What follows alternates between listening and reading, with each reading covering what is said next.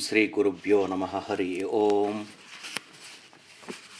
Sri Guru Samhita, the legend of the Supreme Guru, original in Marathi as Sri Guru Charitra by Sri Gangadhara Saraswati, composition in Sanskrit by His Holiness Sri Vasudevananda Saraswati, also known as Tembe Maharaj. This translation into English is provided by Dr. Narasimhaswamy Banavara. Chapter 35, The Story of Seemanthini. Salutations to Lord Ganapati. Salutations to Lord Dattatreya. 1. Namadharaka humbly bowed his head and saluted Guru Siddha. He said, O Lord, you mentioned previously that the Supreme Guru explained the greatness of the Rudra to the complete Datta and Sumati. 2. What happened next? Please tell me the story in detail. My mind is fixated on hearing the legend of the Supreme Guru. 3. Guru Siddha said, O good man, O Namadharaka, listen. I shall describe the next part of the story now. The Pativrata Sumati saluted the Supreme Guru. 4. With profound devotion, she folded her hands and humbly said to the Supreme Guru, O revered Supreme Guru, what happens to me now? How should I conduct myself from now on? 5. O revered one, I wanted to constantly contemplate on your lotus feet. Please advise me such a mantra. 6. The Supreme Guru said, devotional service to her husband is the greatest accomplishment for a woman. What will a woman achieve by getting a mantra? One should not advise any mantra to a woman. 7. Danger befalls a woman when she is advised any mantra. At the same time, the power of the mantras ceases with the person who does such advising. O good lady, previously this happened to the great sage Shukracharya. Note, Shukracharya was the guru for all the asuras and rakshasas, that is demons. 8. Hearing the words of the Supreme Guru, the lady Sumati folded her hands and saluted him. She asked, O Supreme Guru, why shouldn't women be advised these Vedic mantras? What happened to Guru Shukracharya? 9. Please tell me everything in detail. Saying this, Sumati pitifully fell at the feet of the Supreme Guru. 10. The Supreme Guru said, O good lady, I shall tell you the story from the beginning. Listen. Previously there was a tumultuous battle between the gods and the asuras, that is demons. 11. The army of the asuras was vanquished, but their Guru Shukracharya revived all the asuras using the divine Sanjeevani mantra. Getting up, they all proceeded forward to fight once again with the gods. Note, the Sanjeevani mantra are used to revive the dead. 12. Furious at this event, Lord Indra, the king of the gods, used his Vajra, that is thunderbolt weapon, to kill all the asuras. Guru Shukracharya revived the asuras once again using the divine Sanjeevani mantra. They began to fight with the gods again and proceeded to defeat the gods. 13. Frustrated with the goings on, Lord Indra went to Kailasa, met Lord Shiva and explained to him the power of the mantra of Guru Shukracharya. 14. Hearing the words of Lord Indra, Lord Shiva became angry. He called Nandi, his bull, and said to him, O Nandi, go now and bring Shukracharya to me in your jaws. 15. Hearing the words of his lord, Nandi went immediately and caught Shukracharya, who was immersed in meditation in his jaws. 16. Nandi dragged Shukracharya to Kailasa. Meanwhile, all the asuras were in turmoil. Just as Maharshi Agastya drank the entire ocean in a gulp, Lord Shiva caught Shukracharya in his hand and swallowed him whole. Note, there is a story where Maharshi Agastya swallowed the entire ocean in one gulp in order to teach the gods of the oceans a lesson. 17. Shukracharya had to remain in Lord Shiva's stomach for a long time. One day when Lord Shiva was in forgetful mood, the scholar Shukracharya, who was cognizant of several powerful and divine mantras, used his mantras and came out of Shiva's body through his urinary tract. 18. Previously Shukracharya was known by the name of Bhargava, since he came into contact with the Shukra, that is semen, of Lord Shiva in the process of getting out through the Lord's urinary tract. He became famous by the name of Shukra. Once he was out, he began to revive the asuras once again using his divine Sanjeevani mantra. 19. Lord Indra was concerned. He discussed the issue with the other gods. He then summoned Guru Brahaspati. the Guru of the gods, and said to him, O Guru Brahaspati, Guru Shukracharya is reviving all the asuras once again using his Sanjeevani mantras. 20. You have to somehow impede his efforts. You are very sharp and intellectual Guru, even more powerful and greater than Shukracharya. 21. Look at the good luck of the asuras. He has been a well-wisher of the asuras. He is reviving all the dead asuras using the divine Sanjeevani mantras. They are coming into battle again and again. 22. But you are not doing this for us, O Guru. Why are you disregarding us? You are famous as the Guru of the gods. Please think quickly. 23. You are extremely revered by all the gods. If you have mercy on us, what influence can Shukracharya ever wield? He cannot be equal to you at all. 24. Thus Lord Indra, the king of the gods, praised Guru Brahaspati in several ways and worshipped him with several types of homage. Guru Brahaspati was pleased. 25. Guru Brahaspati said, O Indra, I shall tell you one way to destroy the power of the mantras of Shukracharya. If 6 years, that is, 3 people, hear Shukracharya's Sanjeevani mantras, then his mantra shall become powerless. 26. Somehow we have to manage to send a cunning and deceitful man to him. Let this deceitful man go to Shukracharya as a student and create the impediments to his divine mantras. 27. I shall send my own son Kacha to him as his disciple. Kacha shall manage to get himself advised of the divine mantras from Shukracharya. Do not have any doubt in this. 28. Saying this, Guru Brahaspati summoned his son Kacha and said to him, My dear son Kacha, you go to Shukracharya, the Guru of the Asuras, in the guise of a student. 29. My son, you should become dear to him even if you have to unnecessarily blame and chide us gods. Serve him well with your body, mind and soul. Learn the divine Sanjeevani mantras from him and practice them. 30. Thus commanded by Guru Brahaspati, Lord Indra and the other gods agreed to send Kacha to Guru Shukracharya. Accordingly, Kacha went to Guru Shukracharya.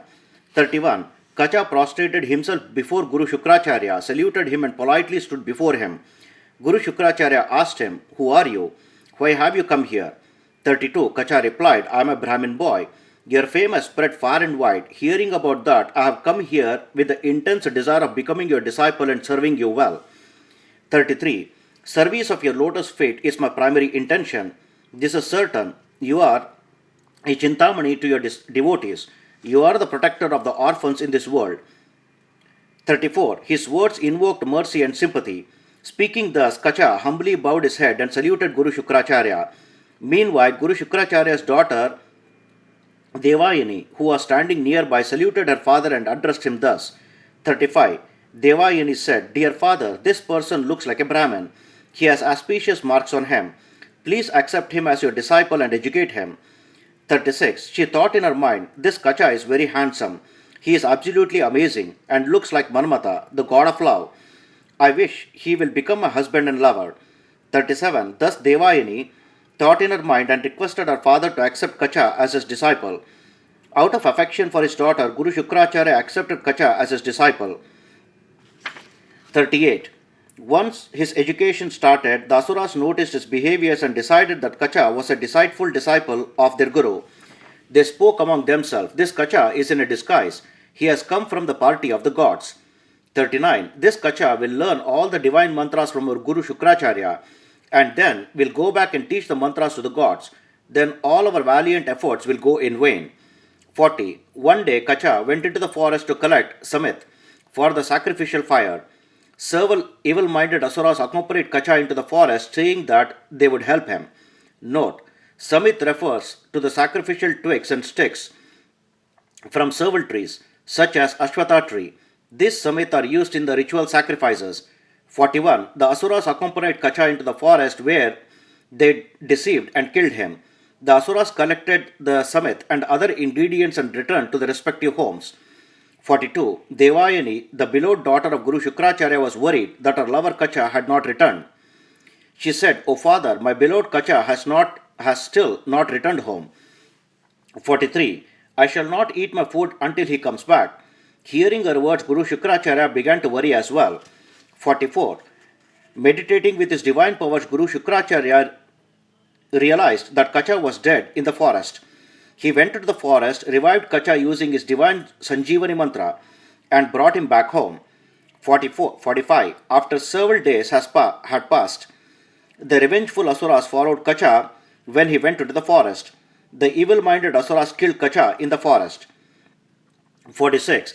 Suspecting that Guru Shukracharya might revive him again, the wicked Asuras cut Kacha's body into pieces and threw the pieces all over in the forest and returned to their respective homes.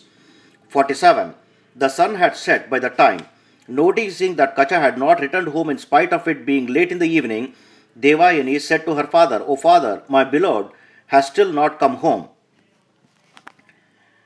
48. Kacha is dearer to me than my own life. If you don't bring him back home, I shall drink poison and die. Therefore, dear father, please bring him to me at once. 49. Out of deep affection for his daughter, Guru Shukracharya began to meditate. With his divine vision, he realized that the Asuras had killed Kacha and cut his body to pieces. They had thrown the pieces of Kacha's body all over the forest. Realizing this, Guru Shukracharya began to chant the Sanjeevani mantras. 50. What one can say, the power of the Sanjeevani mantras. Again Kacha came back to life. He came back home. Devayani was overjoyed. Even her father was overjoyed. He embraced his daughter and felt happy. 51. The Asuras came to know about what had happened. They again discussed among themselves as to what they should do. They said, in whatever manner we kill Kacha, our Guru Shukracharya will revive him out of affection for his daughter. 52. Here is a plan. Tomorrow is Ekadashi. We shall kill Kacha on the day and cremate him. We shall then mix the ashes with water and give it to our Guru to drink without his realizing it. 53. Conspiring thus, the Asuras dragged Kacha to a deserted spot on the next day. They killed him and cremated his body completely. They carefully collected his ashes. 54. Then they mixed his ashes with a drink and gave it to Guru Shukracharya to drink. Guru Shukracharya trusted the Asuras and drank the water that they gave him. 55. Devayani was again worried when she did not see Kacha. She went crying to her father. She said, "My father, where is my dear friend? He is my beloved and my happiness." 56. Guru Shukracharya sat down for meditation. Using his divine powers, he tried to find out what had happened to Kacha, but was unsuccessful. Devayani was devastated. His affection for his daughter led to Guru Shukracharya's suffering as well. 57. Finally, as a result of his yogic powers, Guru Shukracharya realized that Kacha was in his own stomach. He was in a dilemma. What should he do now? 58. He said to his daughter Devayani, "My daughter, Kacha is in my stomach now. The Asuras have somehow managed to get him there. How shall I bring him out?" 59. If he comes out of me, I shall definitely die. My daughter, tell me what will you achieve by his coming out? 60. Devayani said to her father, "My father, this is my desire. I want to become Kacha's wife. Both of us shall then stay here with you always." 61. Therefore, it is my firm decision that Kacha become my husband. If you don't revive him and bring him out, I shall end my life in front of you.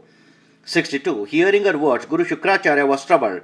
He advised his daughter, if I have to revive him and bring him back to you, then I, your father, will have to die. 63. Devayani said, "My father, you bring everyone else back to life. How is it that you can die? This is indeed surprising. Your words are strange." 64. Then Guru Shukracharya said, "My daughter, no one else but I know this divine Sanjeevani mantras. No one has ever practiced these mantras. When this is the case, how can I revive me when I die?" 65. I cannot advise these mantras to anyone else as well. If I do that, then the mantras will reach 6 years and will become powerless. Now, death will overcome me because of Kacha. 66. Devayani did not listen to a word her father said. She held on to her father's feet and saluted him. She held his hands and said, "My dear father, advise me with the divine mantras." 67. Then you revive Kacha. My father, in case you die, I shall invoke the divine mantras and bring you back to life. Saying thus, she held on to her father's feet and saluted him again. 68. Guru Shukracharya said, "My daughter, one must not advise any mantras to women. The Shastras state that advising divine mantras to women shall result in several sins." 69. Service to her husband is the greatest dharma for a woman. One must never advise any mantras to a woman. If one does so, then his mantras shall cease to be powerful and divine. 70. Hearing her father's words, Devayani said, Okay, father, you continue with your meditation and you be happy. I shall end my life today. Saying this, Devayani fell down unconscious. 71. Guru Shukracharya's heart went out for his daughter. He affectionately brought her back to consciousness, lifted her up and consoled her. He embraced her and said, My dear daughter, do not fear. Saying this, he advised her with the divine Sanjeevani mantras. 72. The mantras fell upon the ears of Kacha, who was in the Guru's stomach. The mantras thus fell upon 6 ears. Guru Shukracharya uttered the mantras in order to revive Kacha. 73. Instantly Kacha split Guru Shukracharya's stomach in half and came out. In the process, Guru Shukracharya died. Immediately, Devayani performed requisite rituals and meditated upon the divine mantras. With the power of the mantra, she brought her father back to life. 74. The scholar Kacha had heard the divine mantras 3 times when Guru Shukracharya was advising his daughter. He kept it safely in his memory. He was very happy that the task he had come there for had been fulfilled. 75. Then Kacha saluted Guru Shukracharya with folded hands and said, O respected one, the asuras here are bent upon killing me. It is very difficult for me to continue to stay here, so please permit me to leave. 76. With your immense mercy, I have obtained the requisite education. All the desires of my mind have been fulfilled. With your blessing, I am now a complete scholar. Please give me your permission to leave. Saying this, Kacha held the feet of Guru Shukracharya. 77. Guru Shukracharya was very pleased with Kacha and gave him permission to go home. Kacha left the hermitage immediately. Devayani held the edge of Kacha's upper garments in her hand and said to him, O Kacha, please become my husband. 78. You were killed by the asuras 3 times, and I have revived you all the 3 times. You have received immense education and knowledge from my father. Therefore, you have to marry me. 79. Kacha said to Devayani, You are the daughter of my Guru. The Guru is equivalent to one's own father. Hence, you are like my sister. Moreover, you are my mother who gave me new life. Therefore, I cannot marry you. 80. If we do this, we shall incur several sins. If we do this, we may incur the wrath and curse of the sages. You are both my mother and my sister. We cannot marry at all. Please forgive my mistake. 81. Hearing his words, Devayani became angry. Unable to tolerate her anger, she cursed Kacha thus, May all the efforts you spent in education go waste. May you instantly forget everything you have learnt. 82. All the desires of a mind have been destroyed by the vile and deceitful man that you are. May not even an iota of education remain in you. This is my Solomon curse. You, friend, take this curse. 83. Hearing her words, Kacha said to her, O girl, you have cursed me in vain. I am innocent. Now I shall curse you. May your marriage be performed with a man from a lower caste than yours. This is my curse to you. 84. Your father, who has divine knowledge, has advised you with the divine Sanjeevani mantras. May all the mantras become powerless immediately. 85. Cursing Devayani thus, Kacha returned to his home. From that moment on, the asuras could not be revived any more once they were dead. The gods were very happy. 86. The Supreme Guru said, Since Guru Shukracharya advised his mantras to an ineligible person, the mantras became powerless with him. Therefore, O good lady, one must never advise any mantras to women. 87. Service to her husband is a woman's highest dharma. Why do women need any other mantras? Therefore, according to the command of her husband, a woman must perform all the requisite rituals, including fasting. 88. Then the Pativrata lady Sumati said to the Supreme Guru, O Supreme Guru, your wise words are indeed acceptable to me, so please advise me a ritual where your divine feet are always in ream of my memory. 89. Your words are the only truth for both of us. I do not know anyone else but you. O Lord, you are the ultimate ritual. The service of your lotus feet is the definitive ritual. 90. In spite of it, please advise me a ritual which will reinforce our devotion we have in your lotus feet. Please have mercy on us. Saying thus, she saluted the Supreme Guru. 91. Pleased with her devotion, the Supreme Guru said, O good lady, I shall recommend one ritual for you, so that you may be blessed with good marital bliss. Also, this ritual will help your husband enjoy royal pleasures. 92. The couple, Datta and Sumati, said, O Lord, your nectar-like words are divine orders for us. We shall follow your command to the word. 93. Whoever does not follow his Guru's command will suffer the distress of fiercest of hells.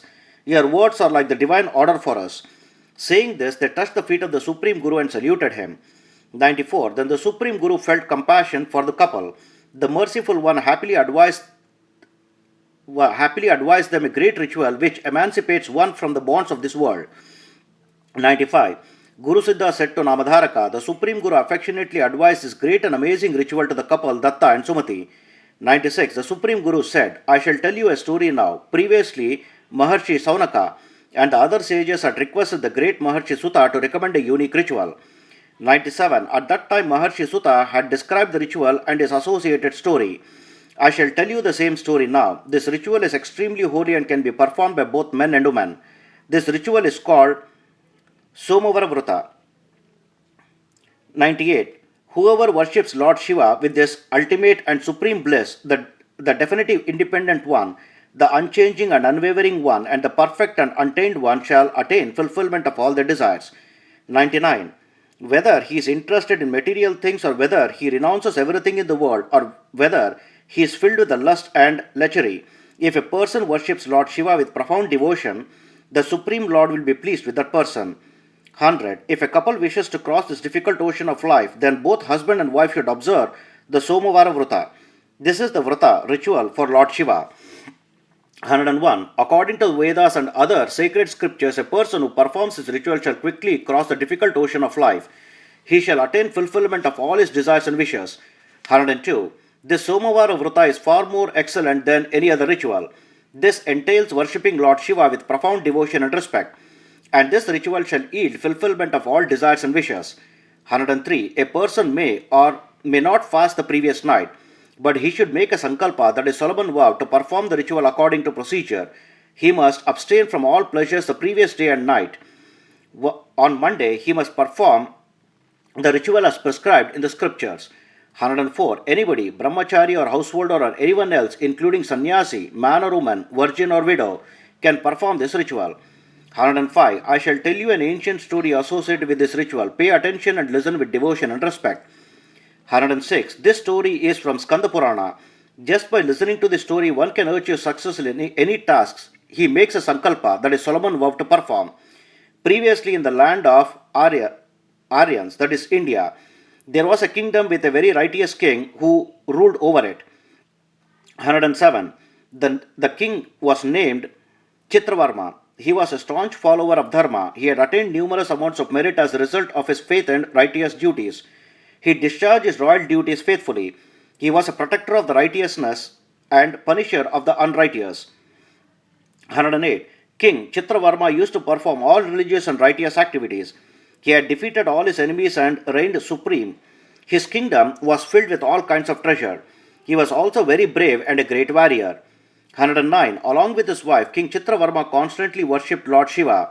This continued for a very long time. By God's grace, a daughter was born to the royal couple. 110. This girl was very beautiful and gracious. She was pretty and appealing like Goddess Parvati. This beautiful and attractive girl shone radiantly like the bright sun. 111. The king invited several astrologers to learn about his daughter's future life.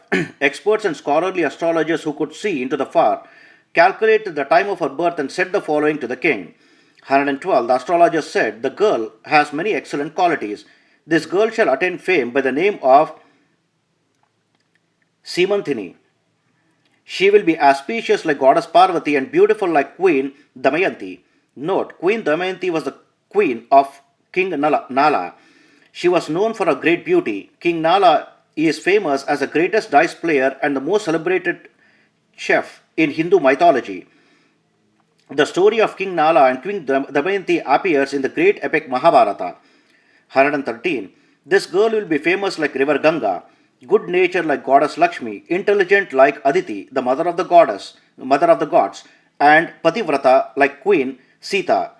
Note, Queen Sita was the wife of Lord Rama, the seventh incarnation of Lord Vishnu.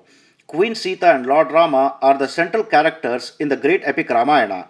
114. This girl shall be illustrious like the sun god and peace-loving like the moon god. She shall experience royal pleasures along with her husband for 10,000 years. 115. Thus the different astrologers and experts foretold the girl's future based on her horoscope. Hearing their words, King Chitravarma was extremely overjoyed. He donated large sums of money to all the astrologers and Brahmins. 116. One day the king was seated comfortably in his court when a Brahmin came there and, without any fear, said, O king, listen to my words. 117. I shall tell you your daughter's future. Pay attention to my words. This beautiful and gorgeous daughter of yours shall become widowed in her 14th year of life. 118. Hearing these terrible words, the king fell down unconscious. Although he regained consciousness after a while, he was still filled with worry. 119. The Brahmin left the court after conveying the distressing news. King Chitrasena was plunged in sorrow. Later, he reconciled to the situation, saying, Everything is in the control of the Supreme Lord. 120. Seemanthini began to grow up in the royal palace. Soon she reached 7 years of age. The king began to worry. He said, How can I ever give my daughter away in marriage? 121. A Brahmin has foretold that this girl will become a widow when she is 14. Thinking thus, the royal couple was continuously distressed. 122. While she was playing in the royal garden along with her friends, Seemanthini overheard the king and queen discussing the Brahmin's prediction that she would become a widow at 14 years of age. 123. Though she was very young in age, Seemanthini cried and lamented much at her fate. By a stroke of luck, a very intelligent and highly knowledgeable woman came to the palace. 124. She was Maitreyi, the wife of the great sage Yajnavalkya.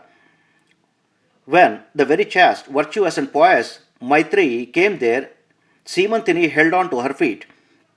125. Seemanthini prostrated herself before the great lady and saluted her, folding her hands. She said, O mother, please protect me.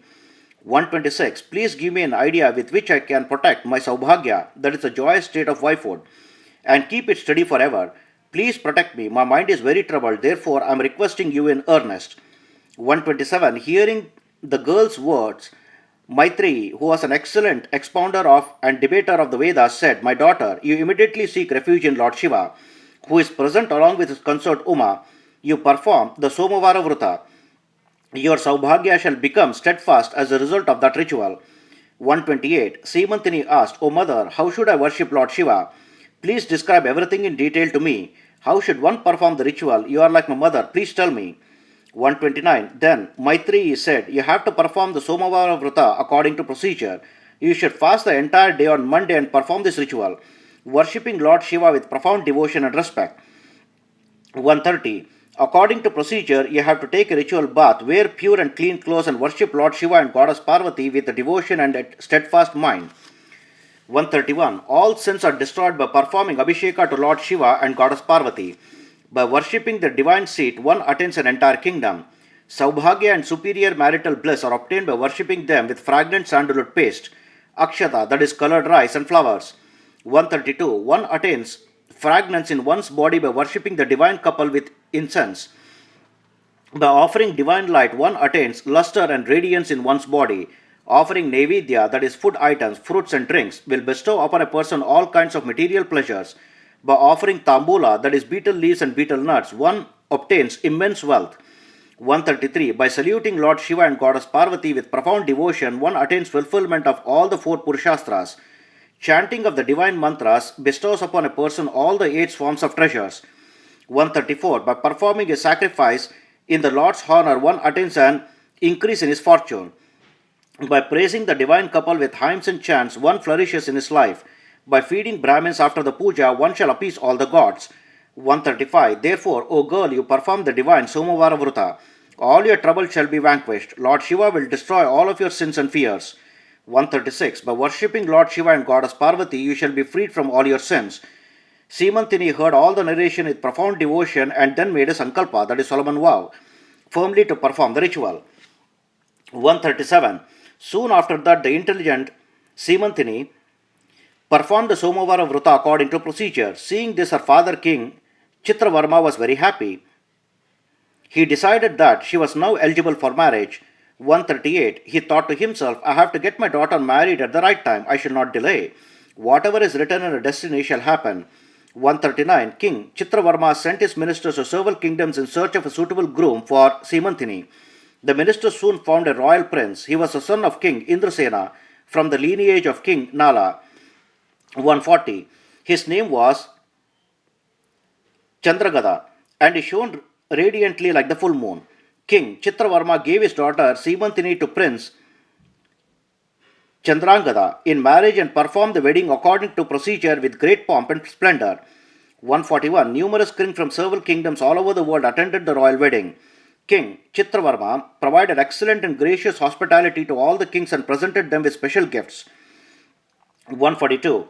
King Chitravarma honored the groom prince Chandrangada with several types of honors, adornments, royal attire and jewelry, and several manservants and maidservants. He also donated large sums of money to Brahmins in the form of dakshina. 143. King Chitravarma provided gracious hospitality to everyone who had arrived there for the wedding. After the wedding, he treated everyone with respect and sent them to their respective homes. He, however, could not let go of his daughter and son-in-law, so he kept them back in the royal palace itself. 144. Prince Chandrangada was immersed in the love of his wife and happily stayed back in his father-in-law's palace. One day he left for the river Yamuna along with his entire family for water sport. 145. A huge entourage followed the prince to the river Yamuna. When the prince got into the water, several people followed him into the waters as well. A large army had assembled on both banks of the river for the protection of the prince. 146. The prince was happily swimming in the waters of the beautiful river. He was also merrily playing water sport with his friends and the other attendants. 147. Then, when the prince was immersed in the happiness and recreation, unfortunately he slipped and drowned in the deep waters of the Yamuna. Suddenly everyone in the river was shocked and frightened. They began to scream and shout, "Help, help, rescue him, rescue him." 148. Immediately all the servants and soldiers were assembled on the river banks and several boatmen jumped into the river and began to search for the prince. Even though they tried fervently, they could not find the prince. 149. Seeing all this happen so suddenly and seeing the unsuccessful search attempt, several soldiers ran to King Chitravarma and said, "O king, your son-in-law drowned in the waters of the Yamuna. No one can find him even though they have been searching all over the place." 150. He was swimming and playing water sport with his companions when he suddenly disappeared into the deep waters of the river within seconds. We searched high and low in the river, but there is no trace of the prince. 151. Hearing this terrible and unfortunate news, the king fell down unconscious. As soon as Seemanthini heard the news, she decided to end her life. 152. King Chitravarma consoled his daughter in several ways. Everyone rushed to the river Yamuna. The king, queen, and the daughter Seemanthini were all plunged in deep sorrow. 153. Seemanthini was filled with grief. Unable to tolerate her sorrow, she turned to the Supreme Lord Shiva. She said, "O Lord Shiva, I have always sought refuge in you. Why are you giving me this kind of deadly sorrow?" 154. I sought refuge in you with the knowledge that I would become a widow at age 14. That is why I performed the Somavara Vrata.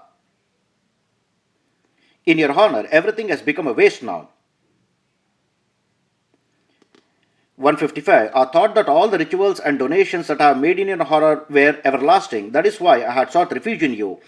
Why are you disregarding me now? O Lord Shiva, if you do this, you shall attain infamy. O Lord, please ward away my sorrows. 156. Lamenting thus, she remembered Maitreyi, her guru, and the wife of Maharshi Yajnavalkya. She addressed her saying, "O mother, you advised me to perform this ritual. You blessed me saying that with the ritual I would attain steadfast Saubhagya forever." 157. I believed your words and followed your command to the word. I worshipped Lord Shiva and Goddess Parvati with immense devotion. Then, why has Lord Shiva abandoned me? O Lord Shiva, O Shankara, O Lord, why did you do this to me? 158. Weeping and lamenting thus, Seemanthini decided to end her life. Overcome by grief and sorrow, she came to the waters of the river in order to drown herself. 159. Seeing his daughter approach the waters in order to end her life, King Chitravarma came running to her, affectionately embraced her, and unable to console her, began to cry with her. 160. All the priests, ministers, the entire army, and everyone who had gathered there were plunged in sorrow. The king immediately ordered all the boatmen to plunge into the river water and search for his son-in-law. 161. All the boatmen searched everywhere in the waters. They searched the shallow and the deep waters, but they could not find the prince. The king tried to console his daughter in a number of ways, but her sorrow was not alleviated. She kept on crying uncontrollably. 162. The prince's bodyguard and servants were plunged in sorrow as well. Lamenting all the way, they soon went to their capital and informed their king Indrasena about this tragic event. 163. Hearing this news, King Indrasena was distraught as well. He and his wife rushed to the spot where the prince had drowned and began to weep uncontrollably. 164. King Chitravarma and his wife were also there at the spot, lamenting in deep sorrow. As soon as the king Indrasena and his wife saw them, their sorrow doubled. They began to hit their heads and beat their chests in sorrow. 165. They lamented, Alas, my son, O treasure of good qualities, why did you leave me? The queen was crying uncontrollably. All the soldiers, ministers, and the citizens who had gathered there began to cry in profound sorrow. 166. Seemanthini wept in a frenzied manner. She said, O my beloved, where did he go? Saying this, she fell down. Seeing the princess fall down, everyone, including her parents-in-law, began to shed tears. 167. Seemanthini got up and addressed her father. She said, O father, what is the point of my living any more? What is the use of having all this wealth? What is the use of having this kingdom? I shall perform Sahagama immediately. 168. Then the king addressed the Brahmins present there. O Brahmins, did you hear what my daughter just said? The Brahmins replied, How can she perform Sahagama without her husband's body? 169. First search the waters of the Yamuna for the prince's body. Then the princess Seemanthini can also do as she has decided. The king said, O Brahmins, we have searched everywhere, but we have not been able to find the prince's body. What should we do now? 170. The Brahmins said, We cannot decide about any further activities until the prince's body is found. We do not know whether he is dead or alive, therefore Sahagama is prohibited. Hearing their words, the king consoled his daughter. 171. The grief-stricken Brahmins, priests, and ministers addressed both the kings. They said, Why do you grieve so much? No one can change what destiny has ordained for a person. 172. Whatever has to happen will happen. Even the gods cannot change it. It is futile to grieve. Therefore, O lords, please abandon your grief and return to your respective capitals. 173. The king ascended and returned to their capitals. King Indrasena, however, could not forget his sorrow at all. No matter who advised him, he did not listen. He could not bear the death of his son. 174. He forgot all about the administration of his kingdom and was always immersed in sorrow at the loss of his son. Taking advantage of his grief, King Indrasena's evil-minded cousin usurped his kingdom. 175. They placed King Indrasena and his wife in imprisonment. Sorrow after sorrow befell them. Immersed in the sorrow of the loss of their son, they grew thin and emaciated day by day. 176. Meanwhile, King Chitravarma tried very hard to protect his daughter in the palace. In the midst of all this sorrow, Seemanthini had earned the name husband killer from all the people around her. Unable to hear such reprimands, she tried to commit suicide. 177. King Chitravarma consoled his daughter and said to her, My child, I have no son to continue my lineage. You are my only daughter. I shall protect you and raise you as my son. 178. Let people talk what they want. Do not pay attention to their words. Without the acquiescence of the Shastras, you cannot conduct yourself as a widow, as we have not been able to find the prince's body. Let us wait until 1 year has passed. Then you can observe the codes of conduct prescribed for a widow. He thus consoled her. 179. Hearing her father's words, Seemanthini was distraught. She lamented, Alas, O Lord Shiva, O Shulapani, why are you ignoring my cries for help? Note, Lord Shiva holds a trident, Shula or Pinaka, in his hand, Pani, and therefore is referred to as Shulapani and Pinakapani. 180. Though she was plunged in sorrow, she followed all the rules and procedures and continued the performance of the Somavara Vrata. She used to fast on Mondays and worship Lord Shiva with profound devotion.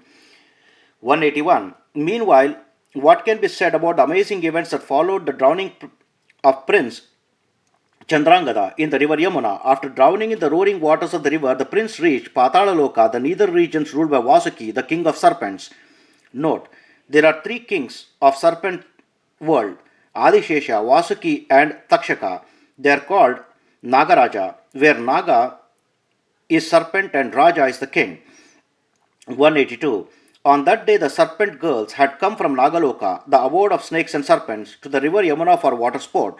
As they were playing in the waters, they saw the handsome prince Chandrangada drowning in the river in an unconscious state. 183. Seeing the prince in that condition, the serpent girls caught him. Taking pity on him, they showered him with Amrita, the accelerator of life. As soon as the Amrita fell upon him, Prince Chandragupta came back to life and got up. 184. The serpent girls then took Prince Chandrangada to their abode and narrated all the events to Takshaka. Prince Chandrangada was amazed to see the beautiful and astounding city of serpents under the water. 185. The architecture, beauty and uniqueness of Patalaloka astonished him. It was heartwarming like Chandraloka, the abode of the moon. The towers of the city were studded with Navaratna gems and were scintillating. Their luster was bright and brilliant like lightning. 186. The golden city was studded with diamonds, cat's eye, sapphires, pearls, and rubies and was dazzling to the eyes. There were beautiful houses all over the city. 187. Every house was built upon land that was dazzling like the moon. Every door and window was gold and was studded with different kinds of gems. 188. There was a huge courtyard where all the citizens present there were snakes. The prince was astounded to see countless number of snakes all at once. 189. In the middle of the courtyard, Nagaraja, the king of the serpents, was seated on a grand and high throne that shone brilliantly like the sun. 190. The Nagaraja had several hoods that were adorned with divine gems, which shone fiercely like lightning. He was dressed in golden yellow clothes and was wearing divine gem-studded earrings. 191. He was also wearing a golden crown studded with different kinds of precious gems. His thousands of grandiose heads formed a divine canopy for him. He was thus seated grandly and magnificently in his court. 192. Prince Chandrangada saw Nagaraja was surrounded by several serpent ladies who were brimming with youth. They were all decorated with different kinds of silks and jewels. They were immersed in serving Nagaraja. 193. Prince Chandrangada prostrated himself before the lustrous and radiant Nagaraja and was thus seated magnificently in his court and saluted him. 194. Then Nagaraja asked the serpent girls, "Who is this person? Where and how did he come here? Where was he earlier? He looks like a human being with excellent qualities." 195. Then the serpent girls said, "O Lord, we are not aware of his ancestry. We found him in the roaring waters of the river Yamuna. We brought him here." 196. Then Nagaraja asked Prince Chandrangada, "What is your name? Where are you from? Why did you come here? What is your country? Tell me." 197. The prince replied, "O respected one, I came from the ancestry of King Nala of the kingdom of Nishada. King Nala is famous all over the world and is considered the most meritorious among all men. I come from that royal family." 198. My father's name is King Indrasena and is the son of King Nala. I was born into that family. My name is Chandrangada. I had gone to my father-in-law's palace. 199. While I was immersed in playing water sport in the water of river Yamuna, I got stuck in the floods and drowned. I lost consciousness. 200. While I was in the distress, these serpent girls kindly brought me to life and have brought me here. I have now obtained your divine darshan. My life is indeed blessed. 201. Oh, the dealings of fate. I have been able to obtain your darshan as a result of the merits of my previous lifetime. I am really blessed to have obtained darshan of your lotus feet. There is no doubt in this. 202. Hearing these words from Prince Chandrangada, Nagaraja was happy. He said, "O good man, O son, you do not have to fear." He thus instilled courage into the prince. 203. Then he said, "O prince, you look like a pure and virtuous man. Who is your family deity? Who is the Lord who receives worship in your family every day?" 204. Upon being thus questioned, the prince, who was filled with happiness, described everything in detail. He said, "Lord Shiva is my family deity." 205. He is the supreme Lord, the Lord of the Lords. He is very supreme Lord Shiva. Goddess Parvati always sits on his left. We always worship that divine couple, Lord Shiva and Goddess Parvati. 206. From the radiance of Lord Shiva himself was born Lord Brahma, who is the epitome of Rajas Guna, and who is the creator of this universe. Everyone worships him as Sadashiva and as Lord Shiva. 207. From his Sattva Guna materializes Lord Vishnu, who is the constant protector of the entire universe. He is also worshipped as Lord Shiva. 208. From his Tamas Guna emerged 11 Rudras. They are responsible for the destruction of the universe. They are also an integral part of Lord Shiva and are worshipped as Lord Shiva. 209. Thus the Supreme Lord is present in all the five primary elements: sky, wind, water, fire and earth. Lord Shiva can conduct the process of creation just by wishing it to be done. 210. But Lord Shiva is not attached to any of these elements. He has no birth. He is universal soul. He is pure and he is formless. No one can contemplate on his complete form. Thus Lord Shiva is respected by one and all. 211. He is the very source for all the Vedas and the Shastras. Adishesha and Taksha form his divine earrings. He has 3 eyes and he wears the crescent moon on his head. This is Lord Shiva, my family deity. 212. Hearing the great and amazing legend of Lord Shiva from the prince Chandrangada, Nagaraja was extremely happy. He affectionately embraced the prince. He said, "O prince, I am very pleased with you." 213. This kingdom of mine is extremely wealthy and flourishing. I shall grant you this entire kingdom. You remain in this Pathala Loka and experience different kinds of pleasures here. 214. I shall give you all the different precious gems that I have here in my kingdom. You can always be happy here. 215. Look at this Patala Loka. There is no other world like this. It is replete with divine trees, each one of as the divine as the very Kalpavriksha, the always fulfilling celestial tree. There are no troubles or impediments in this world. 216. You can never find Amrita, the accelerator of life and immortality, anywhere on earth, even in your dreams. But in this world, Amrita is like water. Every pond, tank, as well as and well in this world is filled with this divine Amrita.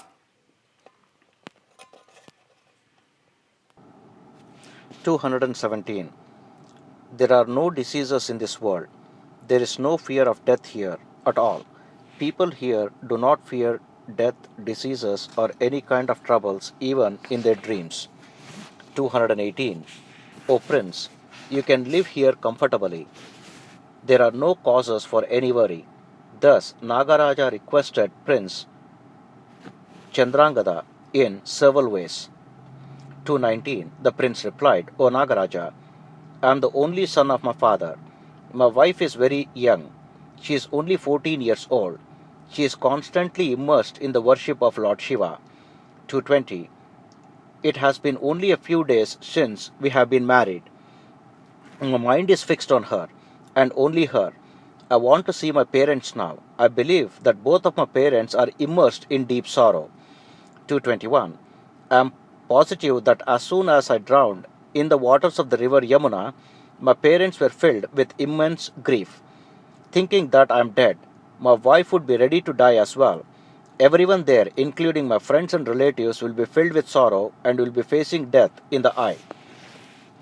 222. O Nagaraja, I have obtained darshan of your holy feet. I am very happy now. Your people have saved me from the jaws of death and have given me new life. Now I am filled with intense desire of seeing my people. 223. Hearing these words, Nagaraja gave Prince Chandrangada different kinds of invaluable gems and ornaments, precious silk and other clothes. He gave the prince Amrita to drink, and some Amrita to take home to his wife as well. 224. Nagaraja gave the prince some excellent and precious gems. He also gave the prince some rare and invaluable fruits of the Kalpavriksha. He also gave the prince other items that could not be found anywhere on earth. 225. Giving all these items to Prince Chandrangada, Nagaraja said, O Prince, whenever you think of me, know that any task that you have undertaken shall be achieved immediately. 226. Saying this, Nagaraja heartily gave the prince a divine horse that was able to travel at the speed of thought. He also gave the prince a boy to assist him and protect him. 227. Then Nagaraja heartily blessed him and assured him. He affectionately sent the prince back to his parents and his wife. Prince Chandrangada happily took leave of Nagaraja. 228. Saluting Nagaraja, Prince Chandrangada got on his horse. Accompanied by the serpent boy, he rode home at the speed of thought.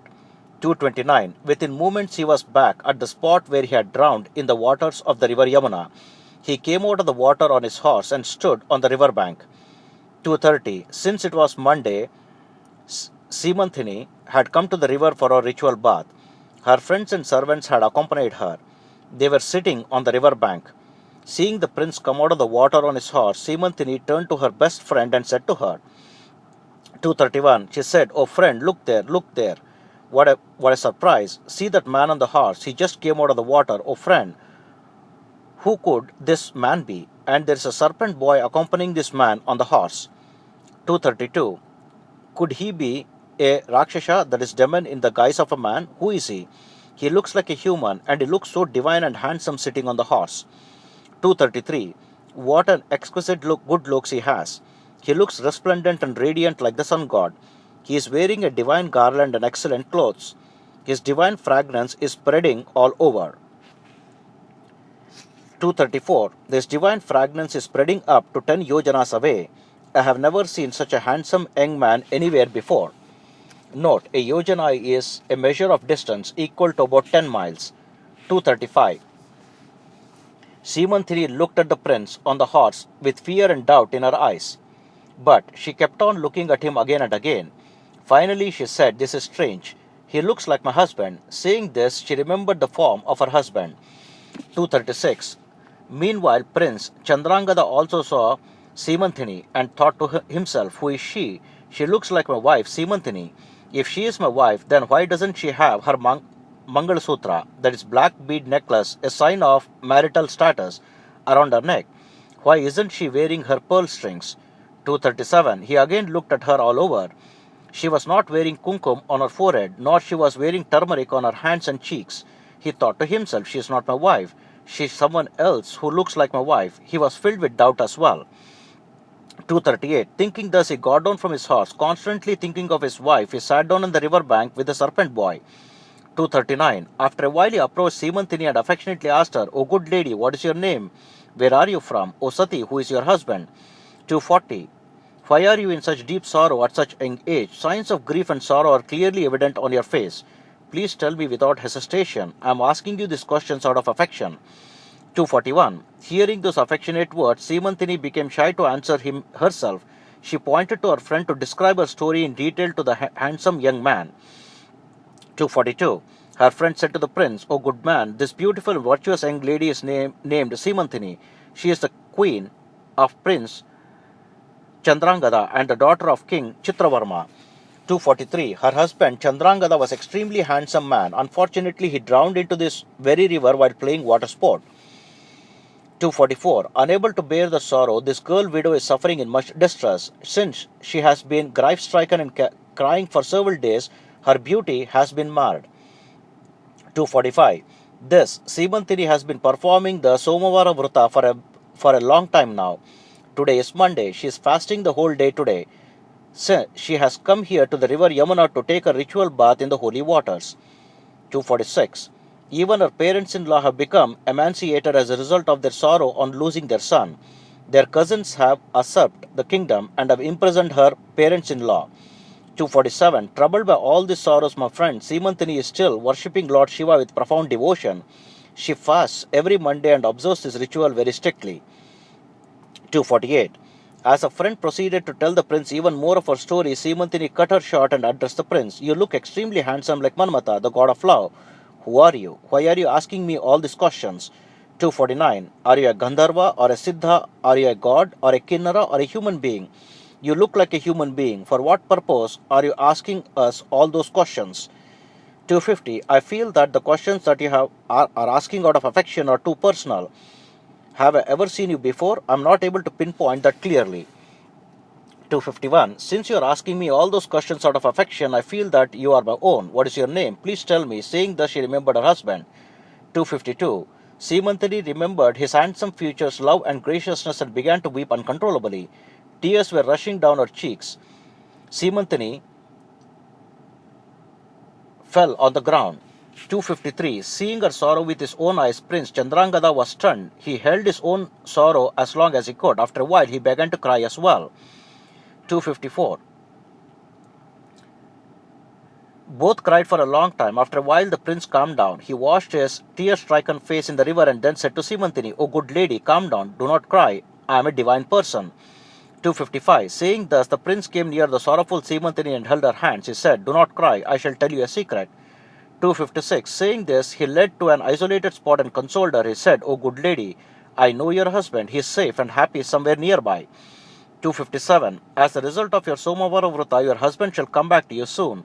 Therefore, stop worrying about it. You shall meet your husband in 3 days from today. 258.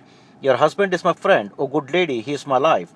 I shall make him come to you soon. I give you my word and swear upon the feet of Lord Shiva. O good girl, do not doubt my words. 258. Assuring us thus, he said, "Please do not publicize this news." Hearing his words, the grief-stricken and love-sicken Seemanthini became even more agitated. 259. She began to shed tears of joy and love. She began to feel 100 times stronger than before. Then the man in front of her was was indeed her husband. 261. His face looked just like her husband's face. His eyes were soft and pleasing. His words were supple and gracious. His face held a smile which was captivating. 262. Seemanthini thought to herself, who else would speak such soft and pleasing words with me? If it were some other man, would he hold my hands like this? I can remember the soft touches of my husband's hands. 263. I am aware of all the qualities of my husband. All the qualities of this man match those of my husband. I am now sure that this man is my beloved. 264. Just seeing him caused tears of love and joy to flow down my cheeks. There is no doubt that he is my husband, but then other thoughts and doubt rushed into her head. 265. Seemanthini thought, alas, how can my husband come back to me? The unfortunate girl that I am, I do not have such merits. How can he, who drowned in the deep waters of the river Yamuna, come back alive and healthy? 266. I never heard of anyone who came back from the dead. Is this a dream or is it an illusion? I am unable to say anything. My tongue is tied. 267. Is this a deceitful person? Is he a demon who has come here in the guise of a man? Is he a yaksha or a rakshasa or a kinnara or a cunning and deceitful man? Is he a magician? 268. Or is he really my husband who has come back to me as a result of my Somavara Vrata, which the sage's wife had advised me? This is indeed amazing. What is impossible in this world once Lord Shiva is pleased with me and blesses me. 269. If Lord Shiva is really appeased, why would he give me any more sorrow? Seemanthini began to grow bolder and thought, I shall obtain everything as I have thought.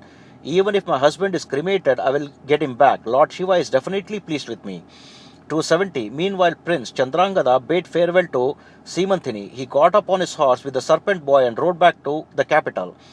271. The horse ran at the speed of thought back to the capital of Prince Chandrangada.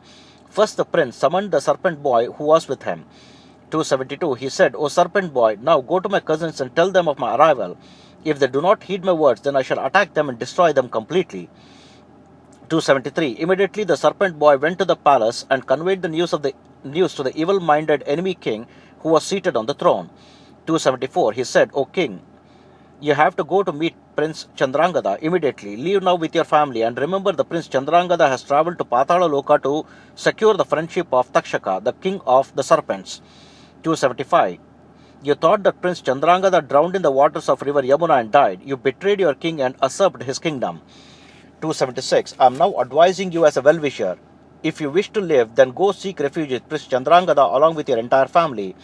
Please release King Chandrasena and his wife from prison and install him again on the throne with due respect.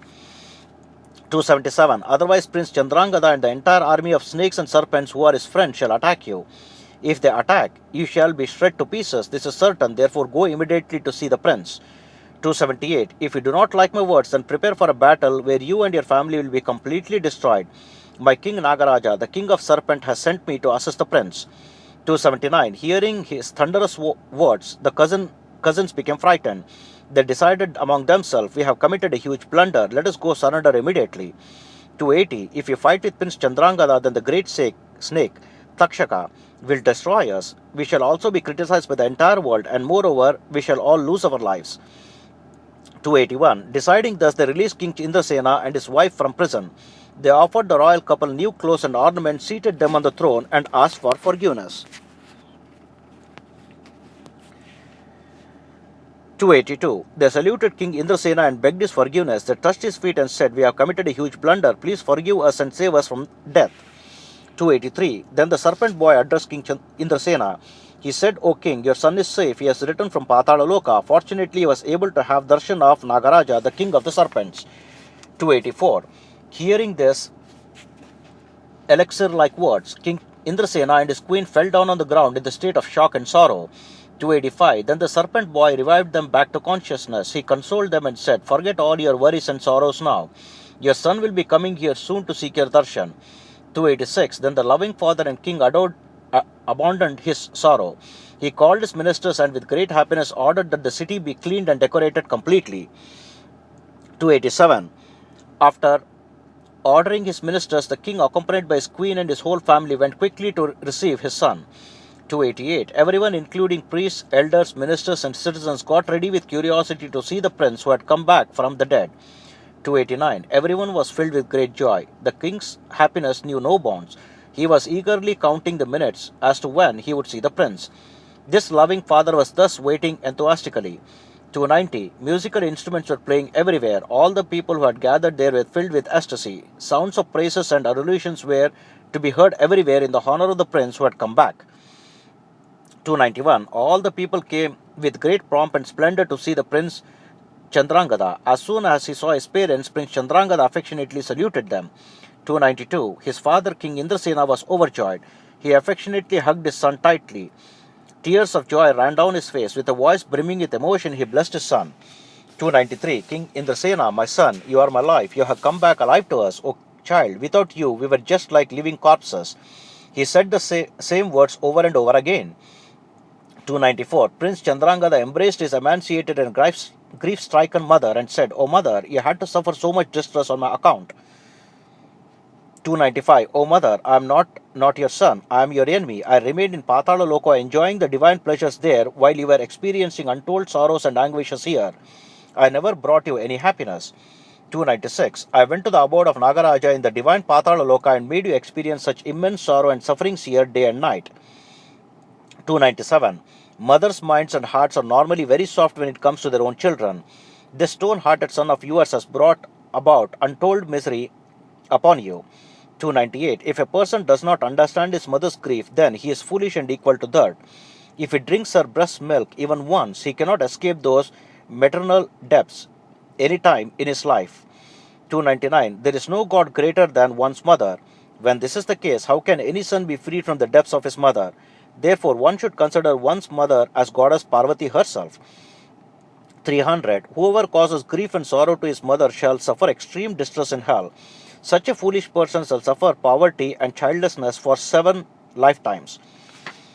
301. After embracing his mother and consoling her, Prince Chandrangada met with his brothers and sisters, ministers, and other elders of the city. Everyone had come to see the prince who had come back from the dead to ward away their sorrow. 302. Then they all entered the city with great pomp and splendor and much happiness and ecstasy. Everyone happily returned to their homes. 303.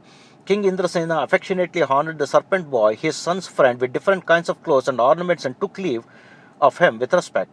304. Then Prince Chandrangada addressed his father, My father, the king of the serpents Nagaraja showered me with much affection. He has bestowed many great favors upon me. He has saved my life as well. 305. Saying thus, he respectfully gave to his father all the invaluable gems and other countless treasures that Nagaraja had given to him and saluted the feet of his father. 306. Then the serpent boy obtained the permission of the king Indrasena and left for his abode. Immediately King Indrasena summoned his messengers and sent them to convey the good news to King Chitravarma. 307. King Indrasena said, My daughter-in-law is a very good-natured and divine girl. It is only because of her steadfast devotion and rituals that my son survived. There is no doubt in this. 308. With profound devotion she worshipped Lord Shiva, who provides benefit for each and every creature in this universe. That is why my son was protected. My daughter-in-law has a strong and steadfast Saubhagya. 309. Saying thus, King Indrasena immediately sent his messengers to King Chitravarma with that message. He instructed his messengers to convey all the news to King Chitravarma. 310. The messenger came to the capital city of King Chitravarma and gave him the good news. He described all the details of Prince's arrival and the restoration of the kingdom to King Indrasena. 311. Hearing the good news, King Chitravarma was overjoyed. He generously donated silver clothes, ornaments, and other gifts to the messengers who brought him the good news. 312. Then he sent an invitation to King Indrasena to come to his capital along with his son, Prince Chandrangada. King Indrasena left with his entire family, queens, and sons to the capital of King Chitravarma. 313. King Chitravarma welcomed them with great pomp and splendor. The groom, Chandrangada, met Seemanthini and warded away all her sorrows. 314. He gave the unique and rare gifts that he had brought for her from Prataloka. He also gave her the Amruta, the nectar of immortality, to drink. Seemanthini was overjoyed. 315. Prince Chandrangada gave his wife different kinds of divine clothes and ornaments as well as rare fruits of Kalpavruksha that he had brought from Patalaloka. Seemanthini dressed herself in divine and splendorous silk silks as well as in dazzling ornaments. Their luster and radiance spread over 10 yojanas away. Note, a yojana is a measure of distance equal to about 10 miles. 316. Then Prince Chandrangada took Seemanthini back to his kingdom in a grand and splendid procession. This is the legend of Seemanthini, whose fortune blossomed. 317. Back in his capital, Prince Chandrangada, along with Seemanthini, was crowned as the king of his kingdom in a magnificent coronation ceremony. Later, this king ruled over his kingdom for 10,000 years. 318. Thus, Seemanthini obtained the divine fruits of her Somavara Vrata by worshipping Lord Shiva and Goddess Parvati with profound devotion. Seemanthini obtained fulfillment of all her desires and wishes. 319. This Somavara Vrata is thus an excellent and divine ritual. O Datta and Sumati, I have recommended this ritual for you to perform. Therefore, O good lady, listen. I am advising you of this ritual with affection. 320. You perform this ritual, your Saubhagya shall be steadfast. As per my words, you shall obtain eternal fortune, sons and daughters, and live happily. 321. Then the couple Datta and Sumati said, O Supreme Guru, what shall we achieve by performing this ritual? We shall overcome all our sorrows if we get the good fortune of serving your lotus feet. 322. You are our Savior, you are our God, may you remain in our memories forever. Saying this, they fell at the feet of the Supreme Guru. 323. Then the Supreme Guru said to them, both of you shall perform the Somavara Vrata as per my recommendation. I shall consider that itself as a service to me. 324. The couple agreed to it. Then the Supreme Guru blessed them and sent them home. Meanwhile, the parents of Datta and the parents of Sumati came there wishing to see their children. 325. Hearing about the events that had occurred with Datta and Sumati, they were exhilarated. They donated large sums of money to Brahmins as Dakshina. 326. They happily worshipped the Supreme Guru with great devotion and according to procedure. They arranged a big celebration where they fed several Brahmins and other people. 327. Later they saluted the Supreme Guru, obtained his permission, and returned home. The fame of the Supreme Guru spread far and wide. 328. The couple Datta and Sumati bore 8 sons who lived for 100 years each. Everything happened just as the Supreme Guru had predicted it would. Note, in the Sanskrit sloka here, it is said that the couple bore 5 sons.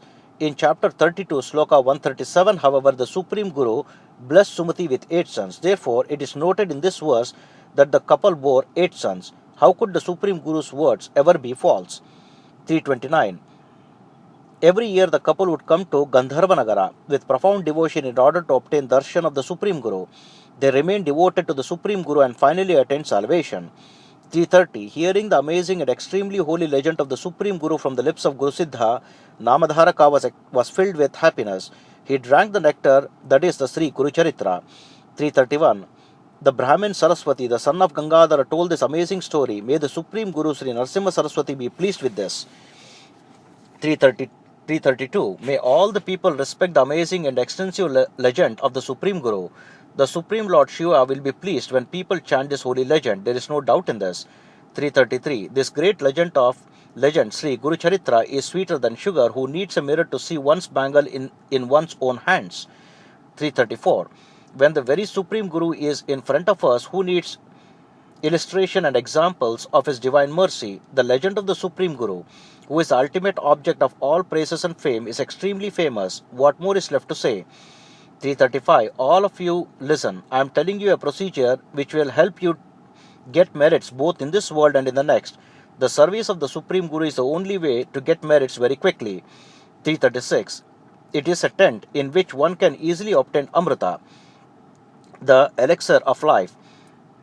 It is the Amrita that is available on this earth. May all taste this divine nectar and become immortal.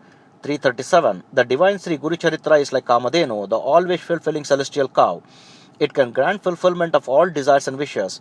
This legend shall destroy all sins as well. Note that the Supreme Guru himself is a Kamadhenu and Amrita.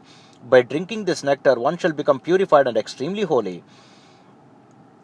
Thus ends chapter 35 in the Karma Kanda, in the dialogue between Guru Siddha and Namadharaka, in the text known as the Legend of Narasimha Saraswati, authored by Gangadhara Saraswati in the Marathi language as Sri Guru Charitra, and referred to as Sri Guru Samhita, composed in the Sanskrit language by His Holiness Sri Vasudevananda Saraswati. Om Tat Sat. Mantrahina, Kriyahina, Bhaktihina, Kshamapate. Om Sri Krishnarpanamastu.